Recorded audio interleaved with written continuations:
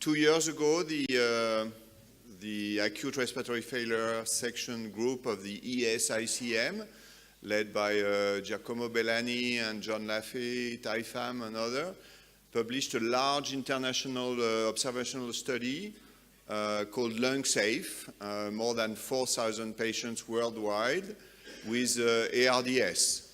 And one of the table in the paper indicated the adjunct therapy or monitoring, including esophageal pressure. And esophageal pressure was used in less than 1% of the patients. So my mission is that in the next 10 years, this number will increase at least by 5. So this is my main conflict of interest. So I'm going to discuss esophageal pressure and transpulmonary pressure. Esophageal pressure is the way we calculate transpulmonary pressure.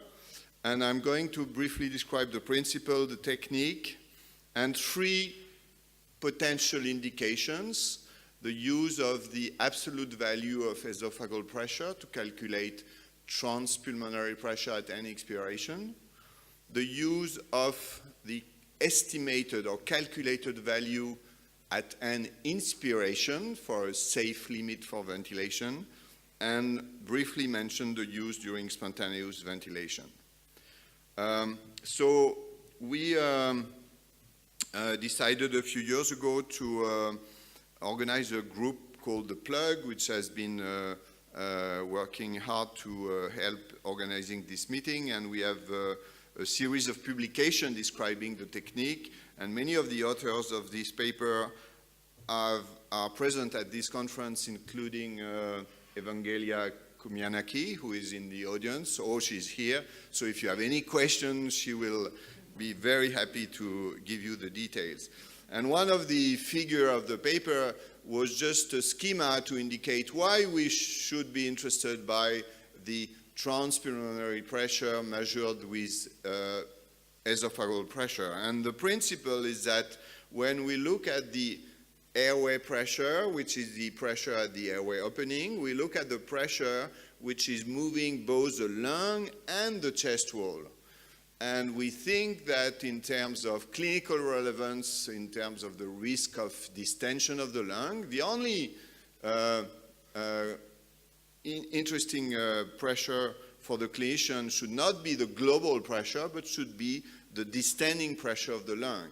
So this distending pressure, it's called the P lung, or the transpulmonary pressure, and it's very simply measured by the difference between the pressure at the airway opening and the pleural pressure, which we will see is easily measured by an esophageal catheter.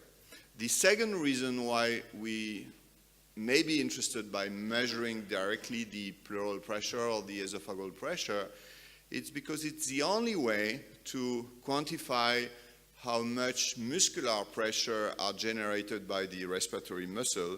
And you see here the diaphragm, which may generate a negative pressure on the respiratory system. So the measurement of esophageal pressure just necessitates a very simple catheter equipped with a balloon placed in the middle or the lower third of the esophagus. So really nothing more complicated than placing an orotracheal or an orogastric or nasogastric tube, something we do in all patients in the ICU. This is the kind of tracings you can obtain. You see the 2 first tracings, and you're going to see a lot during these 3 days, are those which are displayed by the ventilator, right? The flow, the airway pressure, and you recognize that this is constant flow ventilation with a square flow. And the third tracing is the esophageal pressure. What's interesting to see is that you have the same scale for the pressure. And you see that the amplitude of the swing in esophageal pressure, which is positive during mechanical insufflation, is much smaller than the amplitude of the change in airway pressure. So if you want to speak in terms of elastance, and elastance, you remember, is is the amount of pressure change per unit of volume. You see that the elastance of the total respiratory system, which is measured by the airway pressure, is of course much greater than the elastance of the chest wall, because the amplitude of the change in the esophageal pressure is only due to the stiffness of the chest wall, if you wish. So you could say, well, in these patients, maybe if I look at the total elastance, maybe 1/3 is due to the chest wall. So 2/3 are due to the lung. And if you want to measure directly what's due to the lung, you subtract the airway from the esophageal pressure from the airway pressure, and you got directly what's called the transpulmonary pressure. So this is an electronic subtraction, but if you don't have the mean to do it, you can simply take the values and make a simple subtraction. So remember this example where you have approximately 1/3 due to the chest wall and therefore 2/3 due to the lung. So the technique is really not that complicated, but you need to take some precaution. One is to be sure that your balloon is correctly placed. So first, be sure it's not placed in the trachea, so like any nasogastric tube.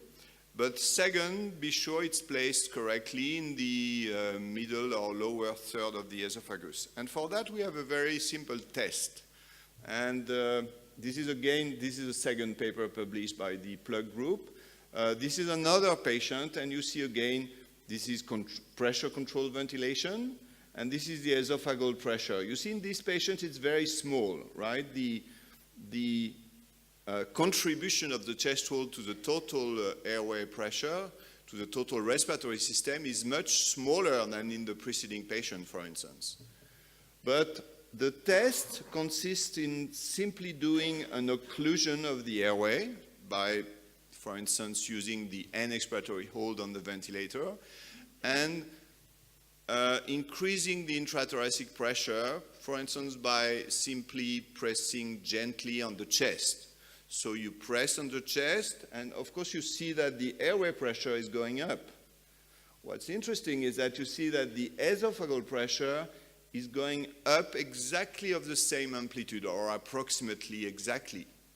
And why of the same amplitude? Well, because the difference between the two, the transpulmonary pressure, is not changed because there is no change in lung volume. So this tells you, well, your balloon is exactly in the good location, and you can trust at least the change in esophageal pressure. If it's not if the test is not good, you don't have a ratio of 1:1, or let's say plus or minus 20%, you have to modify the location of your balloon.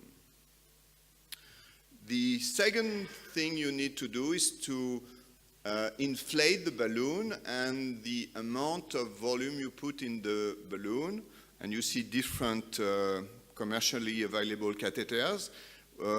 These catheters usually have a relatively long balloon, which facilitate the measurements. So the amount of air you put depends on the type of catheter. This is an in vitro experiment where the catheter is put in a chamber where we know the exact pressure, and this is just to show that if you underfill the balloon, you will underestimate the pressure. If you overfill the balloon, you will overestimate the pressure. But you see, because of the relatively long balloon, you have a quite large range of volume over which the measurement given by the catheter is exactly the measurement in the surrounding pressure. When you do that in a patient, in fact, you see the same thing. You see that if you underfill the balloon, you underestimate the real pressure, etc. Plus an additional effect of the esophagus itself, which explains this slope, which is different from the in vitro situation.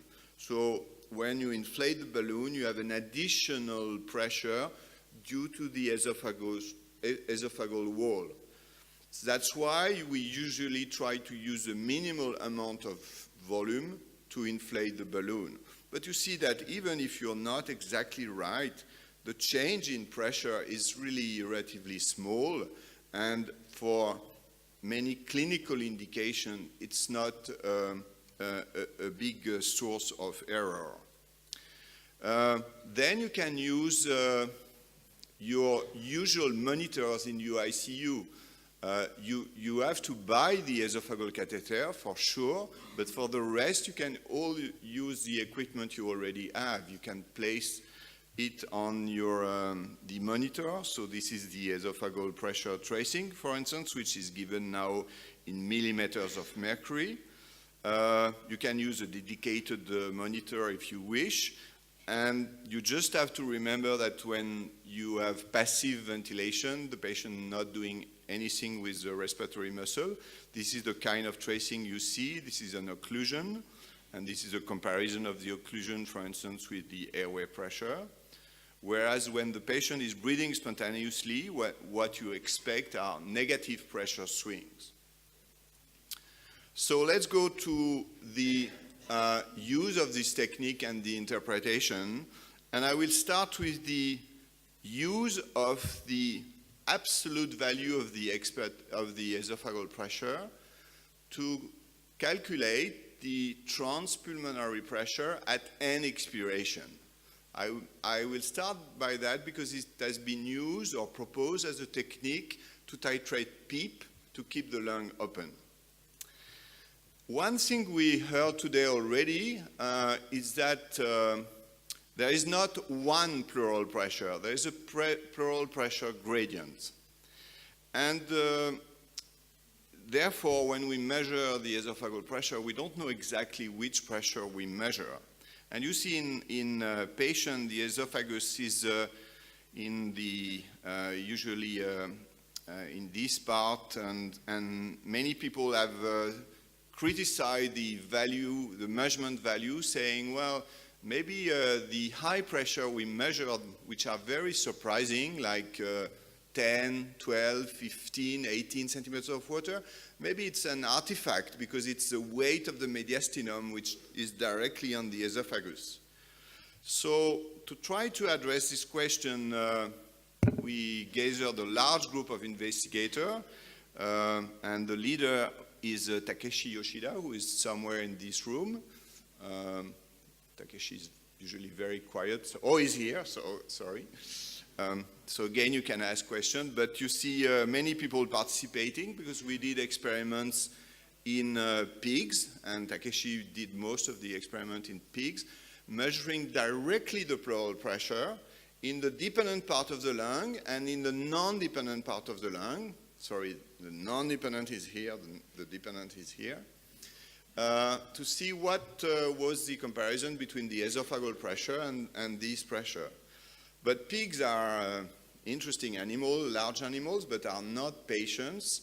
It's very hard to measure directly the pleural pressure in patients, so we say, let's use human cadavers. And we had access to an anatomy laboratory who are preparing the cadavers with a special technique which keep the elasticity of the tissue, which of course is very interesting when you're interested by the elastic properties of the lung and the chest wall.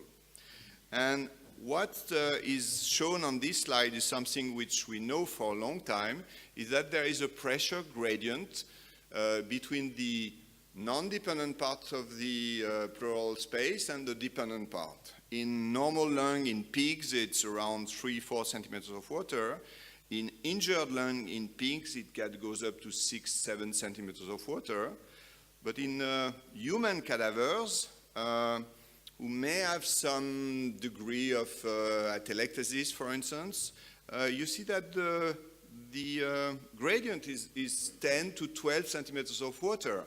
A very interesting value because it fits well with measurements done, calculation or estimation done with a CT scan based on the weight of the lung. So there is a 10, 12, 15 centimeters of difference between the pleural pressure here and the pleural pressure in the back. So what do we measure when we have the esophageal pressure? Well, very interesting, when we measure the esophageal pressure, we have the pressure in the esophagus, which I think is not surprising. But in other terms, we have the pressure at the level of the esophagus in the chest. And in the pigs, this is pigs, the esophagus is very close to the dependent area of the lung. So this is the expiratory transpulmonary pressure. Remember, it's airway minus esophagus. So the dependent part has the lowest value because, of course, the pressure in the pleural space is much higher in the dependent part. And the non-dependent transpulmonary pressure is clearly higher, and the difference between the pressure gradient we discussed. And very interestingly, in the pig, where the esophagus is close to the dependent region, the transpulmonary pressure, or the esophageal pressure, if you wish, is very, very close to the real transpulmonary pressure in the dependent part of the lung. What about patients or human cadavers? Well, in patients, as you have seen on the previous CT scan, the esophagus is clearly in a different position, approximately at mid-chest. And again, very interestingly, we found that the esophageal pressure measured something which was the pleural pressure at mid-chest. And interestingly, we had some validation of these measurements, because we had at least one cadaver which we could study in the supine position, in the prone position, and this is the pressure in the dependent region, the pressure in the non-dependent region. This is the esophageal pressure, and you see when you put the patient prone, well, you completely change the two pressure, you decrease the gradient, which is one probably of the mechanism of prone position to improve the lung, but you still have the esophageal pressure close, maybe this time closer to the non-dependent region. So validation. So this is good news and bad news. Good news because it's a very reliable pressure, very accurate, and it's, I don't think we should speak anymore of an artifact. I think it's a real elevated pressure.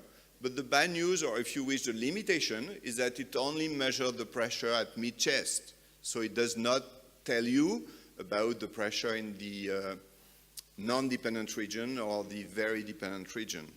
However, knowing the pressure at mid-chest may be interesting and a good rationale for titrating PEEP, because this is the region of the lung where probably you have the highest likelihood of opening and closure, and maybe titrating the PEEP based on a positive transpulmonary pressure is a good idea to keep the lung open, at least in this region. And you see an example of the first study, which was performed by Daniel Talmor and Steve Loring, where the esophageal pressure at end expiration was about 12, 14 centimeters of water. So you see very high values, and they titrated PEEP slightly above this value at 16 centimeters of water to have an end expiratory transpulmonary pressure slightly positive. So they just completed a second study with a slightly larger number of patients, which will not give, again, the definitive answer. But I think this data gives some arguments to say maybe it's a good rationale, and it's certainly worth to be tested. Let's go to the second possible indication, which is the end inspiratory value. Why would we need an end inspiratory value? Well, because we want to protect the lung, right? We want to keep it open, but we don't want to exceed a certain level of hyperinflation. And where is the lung at risk of hyperinflation? It's especially in the non-dependent zone of the lung, because this is where the inflation occurs. So the group of Gattinoni and then Salvatore Grasso proposed to use the ratio of the elastance of chest wall and lung to estimate the inspiratory value of pleural pressure using the airway plateau pressure. The principle, I think, is very sound and makes sense. It's what I try to explain in my first slide. This is, again, respiratory system elastance. You remember elastance is pressure. So this is patients where most of the respiratory system elastance is explained by the lung, very little by the chest wall. And this is another group of patients where, for the same respiratory system elastance, a much higher proportion is explained by the chest wall. So they say, let's take simply the ratio of how much of the elastance is explained by the lung, so lung elastance to total respiratory system elastance, multiply this ratio by the actual airway plateau pressure, and take this as an estimate of the plateau pressure of the lung at end inspiration. And in this very nice study, for instance, Salvatore Grasso showed a series of patients where when this plateau pressure of the lung was above 25, they say, well, this is a very high value distending the lung. We should not continue to increase pressure. We should put this patient on ECMO. But for another group of patients who had the same airway plateau pressure at much lower lung plateau pressure, calculated by this technique, and they say in this patient it's safe to increase the PEEP. We don't know from the clinical result whether they are right or wrong, but there have been a debate because if you compare the absolute value using esophageal pressure versus this calculation, as said in this paper, it's incompatible results. And the reason is that if you just think about taking the airway pressure, multiplying by the ratio, well, it means that at end expiration there is no, or the esophageal pressure is close to zero, which we know is not true. However, maybe it's true, or it's approximately true, especially in the non-dependent area, because this is where at end expiration, you have much less esophageal pressure. So we went back to our values in pigs and in cadavers, and we compared the calculated end inspiratory pulmonary pressure using the elastance ratio. So you remember this is the direct measurement in the non-dependent pleural space. This is the direct measurement in the pleural space. This is the esophageal pressure. So this is end inspiration. And this is the calculated pressure from the airway plateau pressure using the elastance ratio. And the very good surprise was that it was very close to the real value in the non-dependent part of the lung, and same in cadavers. So this is very good news, because this technique, which is quite simple, just again require esophageal pressure, measure the elastance, and take the airway plateau pressure, could tell you where you are in the non-dependent part of the lung, which is at the highest risk of hyperinflation. So maybe using the absolute value, we can titrate the PEEP, and using the calculated value, we can limit the end inspiratory tidal volume or pressure. Last indication, I see I'm in the red, is spontaneous ventilation. This is a complex issue, but becoming so important, and I'm just going to give you this example of a patient who were transition early, as Dimitris would have said with his example, to pressure support, and where you could say, well, my patient is safe because the airway pressure is relatively low, but when you measure directly the esophageal pressure at the same time, you see that the total distending pressure of the lungs, so the total swing in transpulmonary pressure is plus 15 from the airway, minus 15, so another 15 from the respiratory muscle, a total of 30 centimeters of water, distending the lung. And you remember we say that already at 25 we are very concerned. So these patients in pressure support 15, which may look okay on the ventilator, is at high risk of patient's self-inflicted lung injury or ventilator lung injury. So I think this is a complex indication, and we have the same limitation for the measurement of esophageal pressure, but this is a situation where we should use more and more this monitoring. Interest of time, I will stop there and be happy to answer any question. Thank you.